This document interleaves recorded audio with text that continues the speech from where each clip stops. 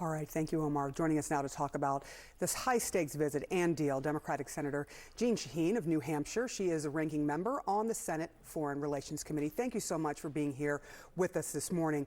First to you, Sure. Donald Trump says he trusts Russia and has a good relationship with Putin. Have you ever heard a U.S. president or any U.S. lawmaker say that they trust Russia and Putin, who was a former KGB operative? No, and it's clear that Vladimir Putin is manipulating Donald Trump, and it shows what a weak position he's in, that he doesn't understand that he's being manipulated. Vladimir Putin is a murderous dictator. He is a thug who understands one thing, and that is strength. And anytime he thinks he can get the better of Donald Trump, he is going to do that. So it's unfortunate that we have a president who doesn't understand that. Donald Trump literally said he's going to send U.S. personnel, not U.S. military personnel, but U.S. personnel into Ukraine to help dig out its rare minerals. Many of those resources, as we just heard from Bill Weir, they're in the eastern part of the country where the fighting and landmines exist. Do you think this mineral deal is a bit of a sham deal where the president has a way to say, hey, look, I made this big deal, but it won't actually amount to much?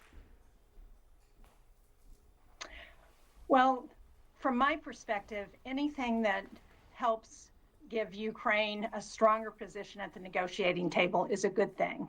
So from that perspective, I think a deal that has Donald Trump and the administration on the side of Ukraine is positive. What happens, I mean, the framework that has been released so far is very sketchy, and the devil is really in the details, and there are a lot of details that need to be worked out. He's not offering security assurances so far. Do you see that being a possibility at all? Because he's really Donald Trump is gone everywhere but there, saying that there will be security assurances, which is what Zelensky is hoping for. Well, what we've heard from the Europeans is that they're happy to provide some of those security assurances, but they need a backstop from the United States. And I think there's not going to be a peace deal without those security assurances, because we have seen what Russia has been willing to do. In 2008, they went into Georgia, and when nobody stopped them, in 2014, they went into Crimea. Then in 2022, they went into Ukraine. The only thing that's going to stop Vladimir Putin is a security agreement that ensures that he can't go back into Ukraine or any other Eastern European country in the future. Yeah, I've talked to some Georgia journalists. Some of the journalists there are being attacked as well by Russian thugs there. You and Republican Tom Tillis lead a bipartisan... Well, that's right, because what Russia has done is installed a puppet state in Georgia. And that is what your concern is going forward in Ukraine.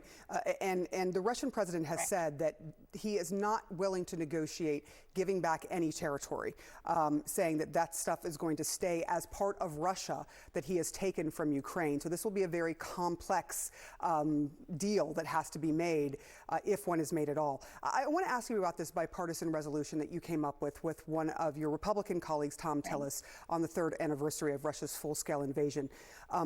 You both agreed in a bipartisan way that it had to be recognized that Russia invaded Ukraine. What did you think, and why did you think that the Trump administration would not sign onto a simple UN declaration condemning Russia's invasion of Ukraine and recognizing that 3rd anniversary of its aggression into Ukraine?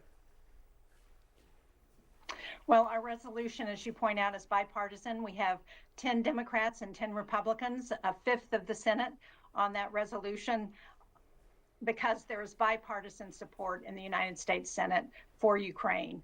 And it is, I think, most of us were horrified when we saw what the United States did at the UN.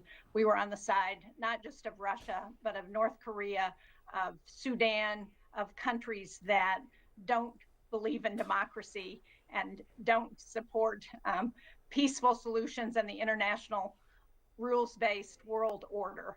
And to have the United States on that side at the UN is a travesty. It has never happened before. And again, it shows Vladimir Putin's ability to manipulate our president to his own ends. And that, in the end, is a weak position for Donald Trump and for the United States.